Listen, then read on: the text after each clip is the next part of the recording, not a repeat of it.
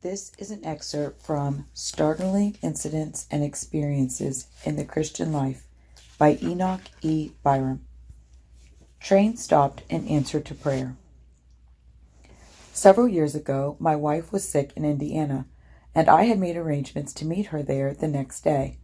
The eastbound train that I was to take was due to leave Grand Junction, Michigan at 5 p.m., but it was behind time. It was due at Kalamazoo about 6 p.m., at which place, if the trains on both roads were on time, there would be 15 minutes in which to change cars. The depots were about half a mile apart. Some friends urged me to take a train on another road, but that would have necessitated several changes, with but little hope of reaching my destination on time. After praying, I was very definitely impressed to take the eastbound train, believing that God, who is a very present help in time of need, would help me through. At first I asked the Lord to speed my train onward, but looking at my watch and finding that the train on the other road was nearly due at Kalamazoo, I began to ask the Lord for the other train to be delayed or in some way held until my arrival.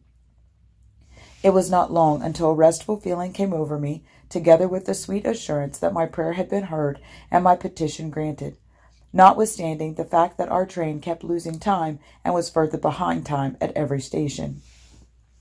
Upon our arrival at Kalamazoo, I hurried through the depot to the taxicab driver and said, "Has the train on the other road gone yet?"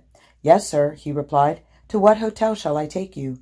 Remembering my petition and the heavenly assurance, I said, "I wish to go on that train. Will you take me to the other depot?" "Why, the train went an hour ago," he replied. "Were you at the depot when it left?" "No, but I know when it was due to leave." Once more I remonstrated, "Take me to the other depot as soon as possible, that I may take the southbound train." He laughed and hurriedly took me as requested. As I paid him for his services, he said, "I will just wait here until you find out about your train and then take you to a hotel." "No, thank you," I replied. "I shall not need your services."